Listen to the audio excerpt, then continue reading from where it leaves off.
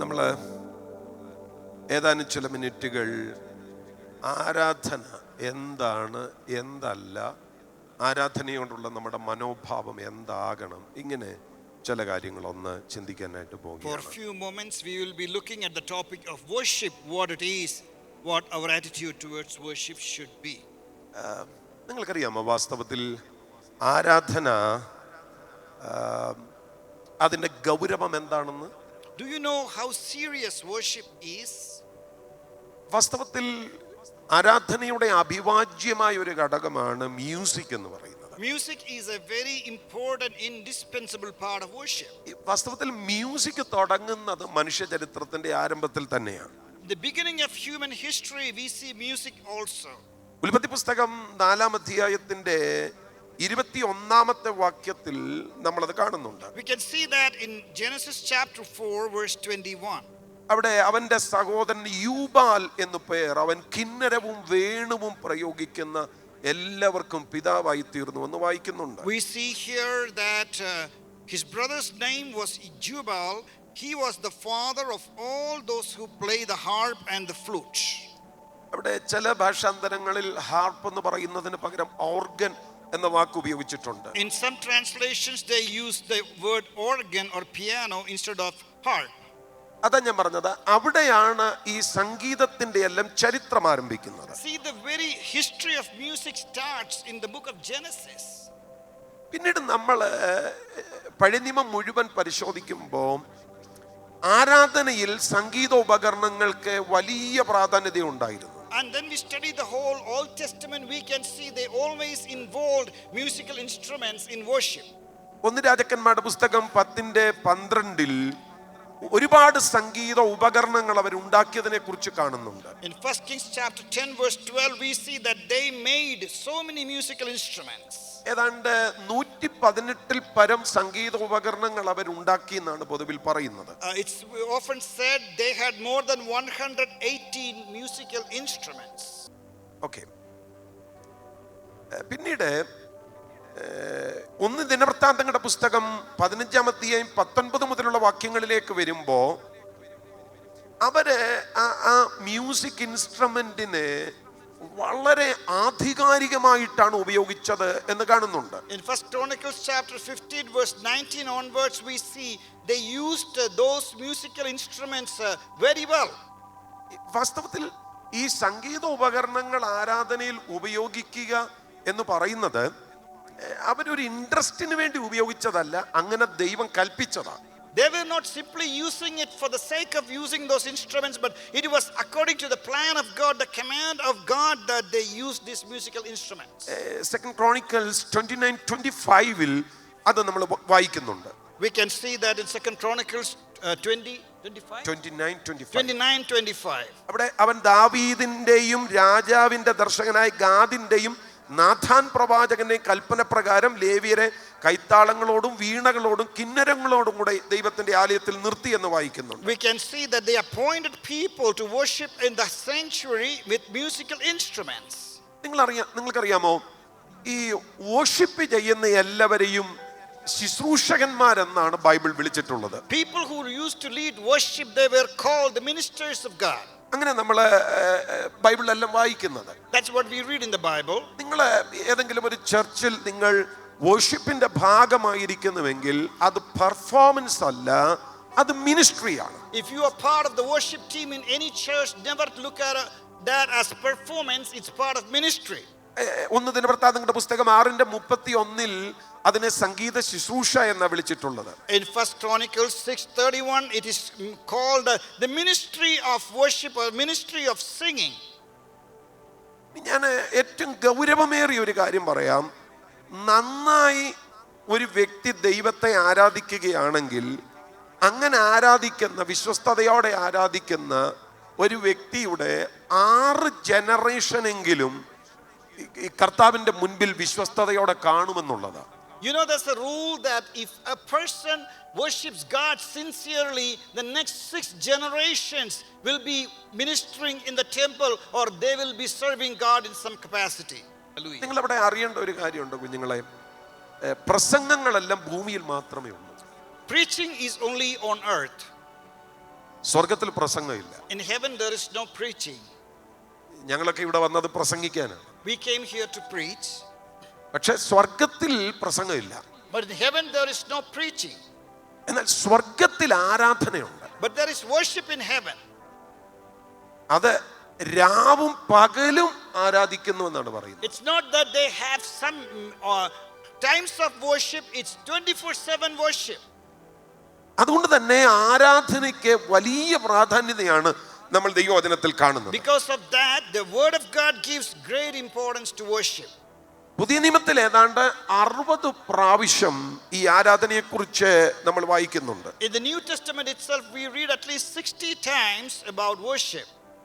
അതിൽ ഏറ്റവും ഗംഭീരമായ ആരാധനയെക്കുറിച്ചുള്ള പരാമർശം എന്ന് പറയുന്നത് നമ്മുടെ കർത്താവ് പഠിപ്പിച്ചതാണ്.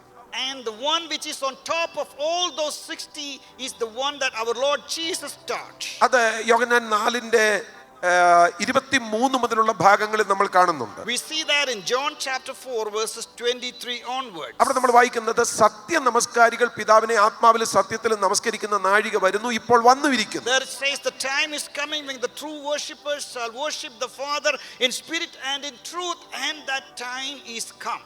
അപ്പം പഴയ നിയമത്തിൽ മാത്രമല്ല ആരാധനയ്ക്ക് പ്രാധാന്യതയുള്ളത്, ന്യൂ ടെസ്റ്റ്മെന്റിലും ആരാധനയ്ക്ക് ഭയങ്കര പ്രാധാന്യതയാണ്. It's not only in the Old Testament worship was important, even in the New Testament worship was very important. നിങ്ങൾക്ക് ഞാൻ പറയുന്ന കാര്യങ്ങൾ മനസ്സിലാകുന്നു എന്നാണ് കരുതുന്നത്. I hope you understand what I'm saying. പക്ഷെ പഴയ നിയമത്തിൽ പറയുന്നത് പോലെ ന്യൂ ടെസ്റ്റ്മെന്റിൽ സംഗീത ഉപകരണങ്ങളെ കുറിച്ചൊന്നും അത്ര കാര്യമായിട്ട് പറഞ്ഞിട്ടില്ല. But the only difference is that in the New Testament you don't see mention about musical instruments that much. അതിന്റെ കാരണം എന്ന് പറയുന്നത്, The reason being, ഈ പഴയ നിയമം ചരിത്ര പുസ്തകങ്ങളാണ്. the Old Testament is mostly historic books.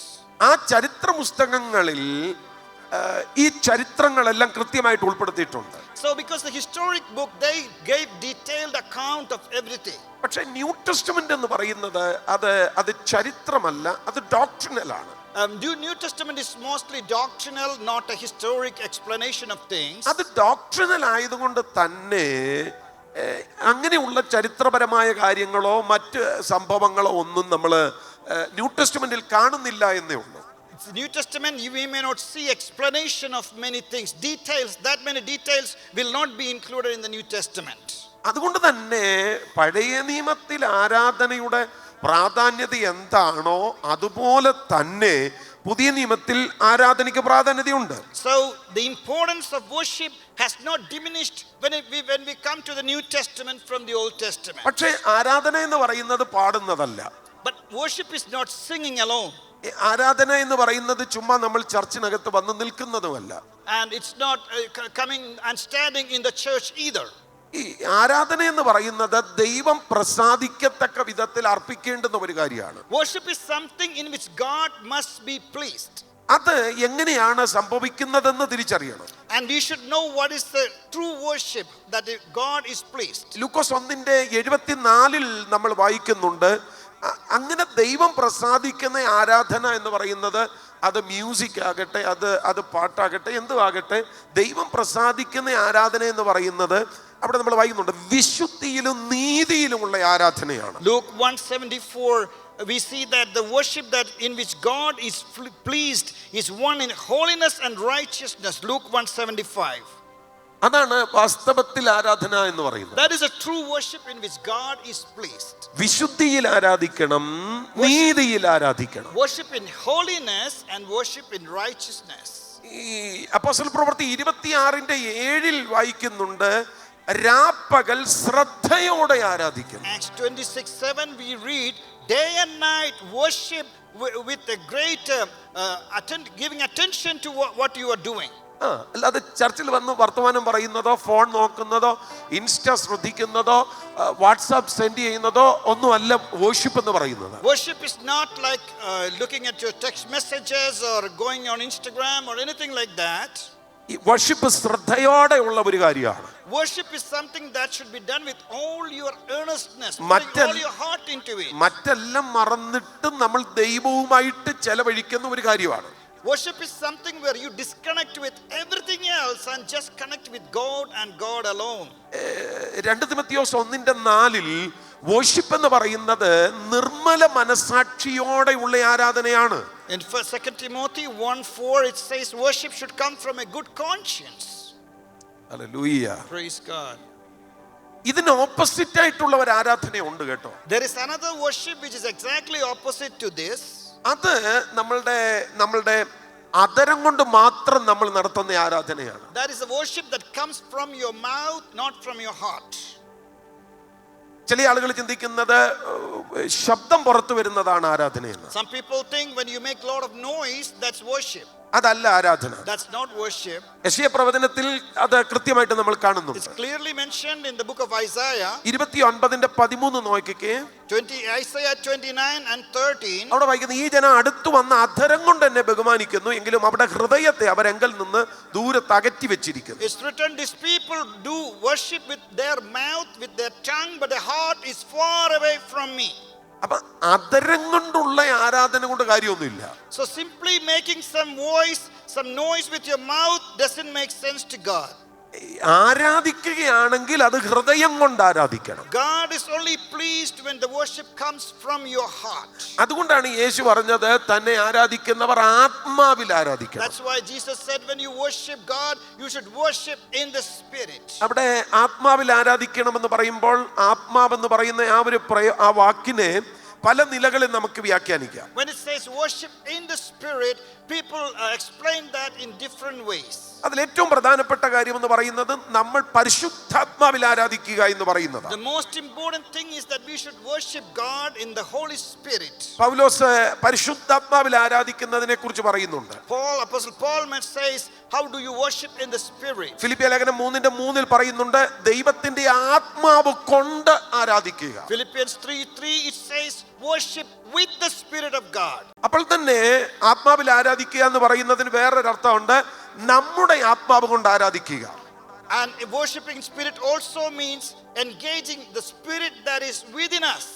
അത് റോമലേഖനത്തിലാണ് നമ്മൾ വായിക്കുന്നത്. 1-ാം അധ്യായത്തിൽ അതിന്റെ 10-ാമത്തെ വാക്യത്തിൽ കാണാം. In Romans chapter 1 verse 10 we see that. അവിടെ പൗലോസ് പറയുന്നുണ്ട്, ഞാൻ എൻ്റെ ആത്മാവിൽ ആരാധിക്കുന്നു. Apostle Paul says, I will worship in my spirit. അപ്പൊ ഹ്യൂമൻ സ്പിരിറ്റ് കൊണ്ടും സെയിം ടൈം ഹോളി സ്പിരിറ്റ് കൊണ്ടും നമുക്ക് ആരാധിക്കാനായിട്ട് പറ്റണം. See, we got a spirit in us, so we can connect our spirit with the Holy Spirit. We can worship God from the spirit in us as well as with the Holy Spirit. നമ്മളുടെ ആത്മാവ് ആരാധനയിൽ സജീവമാകുമ്പോഴാണ് നമ്മൾ ഏകാഗ്രമാകുന്നത്.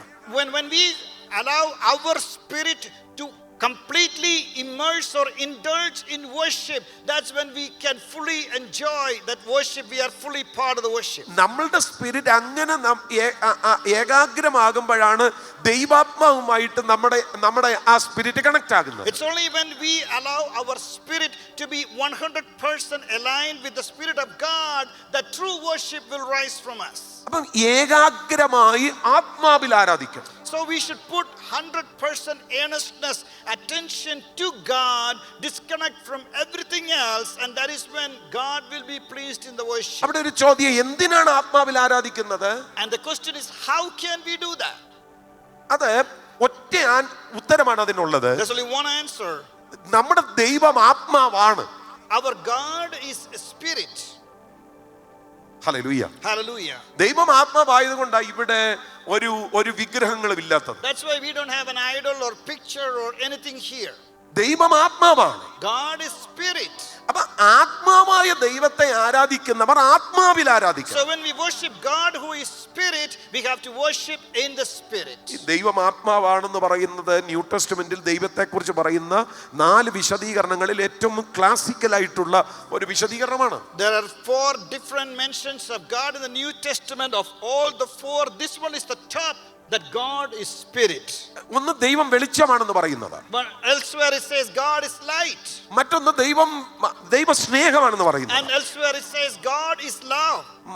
വേറൊന്ന് ദൈവം ദഹിപ്പിക്കുന്ന അഗ്നിയാണെന്ന് പറയുന്നത്. And somewhere else elsewhere it says God is a fire that can burn things. ഇതുപോലെയാണ് പറയുന്നത് ദൈവം ആത്മാവാണ്. But then here it says God is a spirit. ഈ ആത്മാവായ ദൈവത്തെ അതുകൊണ്ട് തന്നെ ഒരു സ്ഥലത്ത് നമുക്ക് പരിമിതപ്പെടുത്താൻ കഴിയത്തില്ല. Because God is spirit, you cannot contain him in one place. ആത്മാവായ ദൈവത്തെ ഒരു ജീവിയായി ഒരു രൂപത്തിൽ നമുക്ക് സങ്കല്പിക്കാൻ We കഴിയത്തില്ല. cannot compare God who is a spirit to an object or a thing.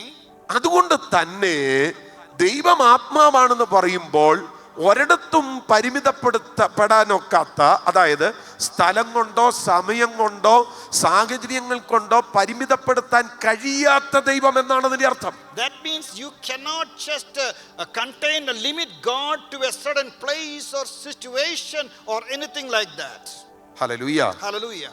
ഇതുകൊണ്ട് തന്നെ ദൈവത്തെ ആരാധിക്കുന്നവർ ആത്മാവിൽ തന്നെ ആരാധിക്കണം. That is why it's very important that when we may worship God, if that should make sense to God, we have to know how to worship God in the spirit. അതുകൊണ്ട് നിങ്ങൾ അറിയണം, ദൈവത്തിന് സ്വീകാര്യമായ ഒരൊറ്റ ആരാധന എന്ന് പറയുന്നത് ആത്മാവിലുള്ള ആരാധനയാണ്. Until and unless we are able to worship God in our spirit, 100% focused on God, we cannot please God. ആത്മാവാണ് നമ്മുടെ ആരാധനയെ സാധ്യമാക്കുന്നത്. It's the spirit in us that makes the worship possible. ആത്മാവാണ് ആരാധിക്കത്തക്ക വിധത്തിൽ നമ്മെ സജ്ജമാക്കുന്നത്. It is a spirit that prepares us to worship God in the way that God can understand. God can please. ആത്മാവാണ് നമ്മുടെ ഹൃദയത്തെ ആരാധനയ്ക്കായി തുറക്കുന്നത്. It's a spirit in us that encourages us to worship God. ആത്മാവാണ് ആരാധനയിൽ നമ്മളെ ഊർജ്ജസ്വലരാക്കുന്നത്. It is a spirit of God that will enable us and strengthen us to worship God. ഇനിയും ഇങ്ങനെയുള്ള ആരാധനയ്ക്കകത്ത് സംഭവിക്കുന്ന അസാധാരണ ഡെലിവറൻസ് ഉണ്ട്. And what happens when you truly plug into God and forget yourself and worship God? ഈ ആരാധന നമ്മെ ആത്മാവിൽ ശക്തിപ്പെടുത്തും. This will really strengthen us from within in the Holy Spirit. ഈ ആരാധന നമ്മളെ പരിവർത്തനത്തിലേക്ക് കൊണ്ടുവരും. And that worship will transform us. ഈ ആരാധനയാണ് നമ്മുടെ ഹൃദയങ്ങളെ പുതുക്കുന്നത്. And this worship will renew our hearts, our minds. ഈ ആരാധനയാണ് നമുക്കെതിരെ നിൽക്കുന്ന strong ഹോൾഡുകളെ തകർക്കുന്നത്. And that worship will also destroy or crush the strongholds that stand against us. ഈ ആരാധനയാണ് ഭയങ്ങളെ തകർക്കുന്നത്. And this worship will remove every fear and anxiety from us. ഈ ആരാധനയാണ് ബന്ധനങ്ങളെ തകർക്കുന്നത്. And this worship has the power to destroy the strongholds of the devil. ഈ ആരാധനയാണ് പാപങ്ങളെ നീക്കിക്കളയുന്നത്. And this worship will get us deliverance from sinful habits. ഈ ആരാധനയാണ് വിഷാദങ്ങളെ നീക്കിക്കളയുന്നത്. And this worship will also remove all kinds of depressing thoughts in our heart. ഈ ആരാധനയാണ് പ്രവചനങ്ങളെ കൊണ്ടുവരുന്നത്. And this worship will even bring prophecies to us. ഈ ആരാധനയാണ് രോഗശാന്തികൾ കൊണ്ടുവരുന്നത്. And this worship can bring real healing to our hearts and our body everywhere. ഈ ആരാധനയാണ് നമ്മുടെ വീടിന്റെ ആ അറ്റ്മോസ്ഫിയറിനെ ചേഞ്ച് ചെയ്യുന്നത്. Oh hallelujah, this worship, this true worship will change the atmosphere, the energy within our homes. Hallelujah. Hallelujah. ഞാൻ എൻ്റെ വാക്കുകളെ അവസാനിപ്പിക്കുമ്പോൾ ഇങ്ങനെ ഒരു ആരാധനയാണ് നമ്മളിൽ നിന്നുണ്ടാകേണ്ടുന്നതെന്ന് നിങ്ങൾ അറിയണം. As I'm concluding, let me tell you, this is the type of worship that should come from us. ഇന്ന് ഒരു ദിവസം കൂടെ നമുക്കുണ്ട്. We have this last day before concluding tomorrow. നാളെ നമുക്ക് വിശുദ്ധ ആരാധനയുണ്ട്. Tomorrow we have a worship service, holy worship. ഈ വിധത്തിലാണ് നിങ്ങൾ ആരാധിക്കുന്നതെങ്കിൽ ഞാൻ നിങ്ങളെ നോക്കി പ്രവചിച്ച് പറയും, നിങ്ങളുടെ ലൈഫ് ചേഞ്ച് ആയിരിക്കും. Let me tell you prophetically, if you will understand what true worship is, and when we plug into 100% worship, disconnect from every other thought, there will be real blessing that comes in every area, every aspect of your life. ഇങ്ങനെ ഒന്ന് ആരാധിക്കുവാൻ ഇഷ്ടപ്പെടുന്ന എത്ര പേരുണ്ട്? How many of you would like to worship God this way?